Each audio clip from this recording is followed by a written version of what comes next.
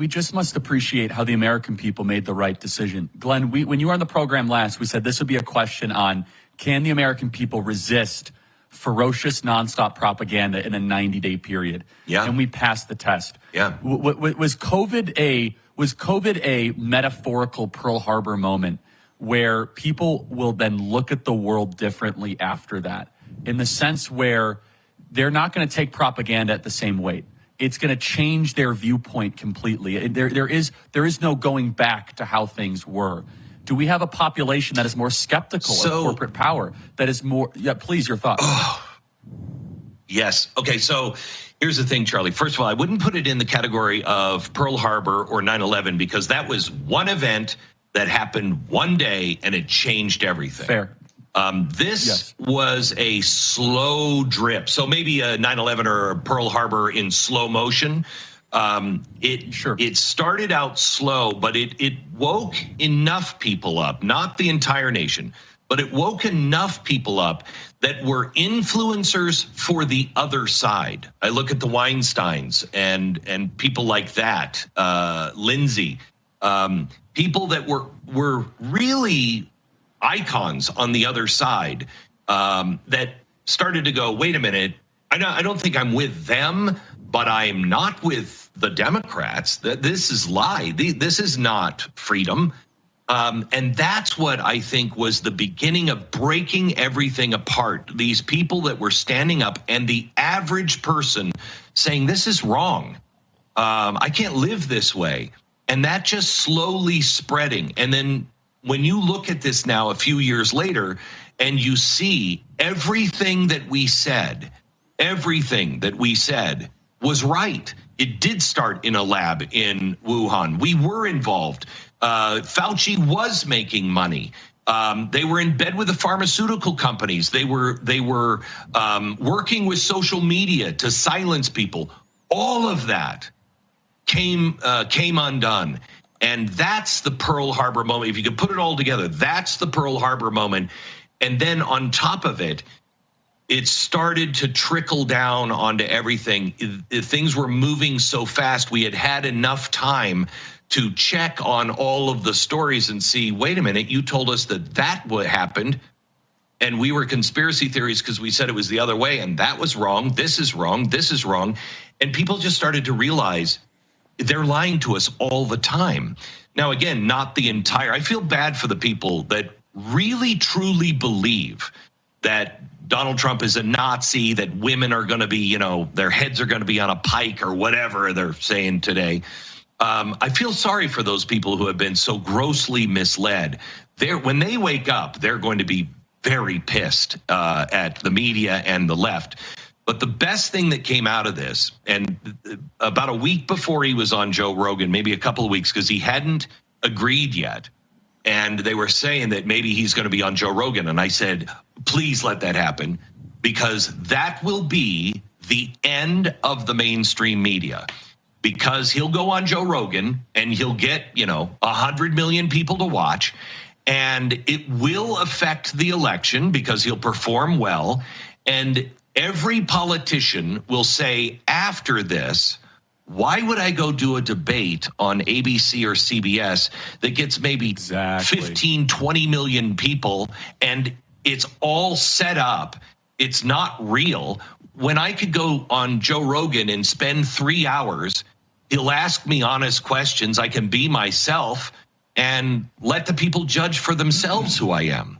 It's over. The mainstream media is over. This is exactly right. I want to play Joy Reid, who identifies the Joe Rogan experience element here. Let's play cut 330. Did exist was a massive media ecosystem pumping into the heart of MAGA, run by the internet bros Elon Musk and Charlie Kirk of Turning Point USA, which this year handled much of the get out the vote operations for Trump's campaign. Only for Trump to close it out with celebrity podcast host Joe Rogan in what would become Rogan's most watched episodes in more than a decade. But behind the curtain is disinformation king Elon Musk, who helped to elect Trump and enrich himself by using X, Twitter, to push out his preferred candidate, frequently with misinformation. And joining Glenn, I want to let you loose on this, but just comment deeper though. Lies do not stand in long form podcasting because they get cross-examined. It gets flushed out. When we're in the pursuit of truth, that format benefits us. Glenn Beck. So it not only benefits us, it is the only way. It's why they want to stop us from talking to each other. It's why they've encouraged us to stop talking to our family. It's why they've done their best to silence people on the other side. It's so funny because, you know, I was in the mainstream media and hated every second of it. And they said, you know, you just got to go online or something because you have no place here in the mainstream media. And I'm like, okay, that's fine. So I started The Blaze, did my own thing. The first guy to come out and try to move a massive audience over. And when we did it and it was successful, then they realized, oh, crap. And then everybody else started doing it. I mean, look at the power of the podcast. It was coming anyway. They just thought we'll put all of these crazy people online because they thought they could control it at the time. But as we're seeing in almost everything, we don't necessarily do these things because we're busy doing our life. We're not, you know, look at you. Who has ever on our side done a get out the vote campaign like you have done? Only the Democrats.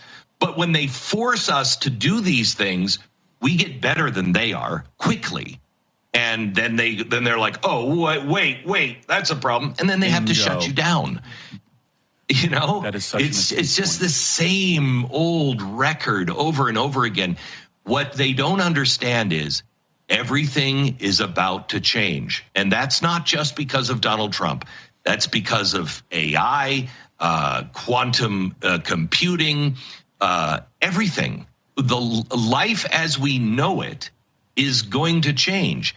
And if we have somebody who understands freedom and understands that people are in charge, not the elites, we have a chance of withstanding the AI that is coming. But Donald Trump, and he knows this, has got to get in and take those big corporations and bring them to heel on doing things like Google did on the day of the election. This influencing people without knowing that they're being influenced. You know, one thing I haven't heard from Donald Trump yet, and I really am anxious to ask him, is will you repeal the executive order that Barack Obama put in that allows our spy agencies to use propaganda on our own people and our own citizens here in America? That got no press when Barack Obama did it. It's got to stop.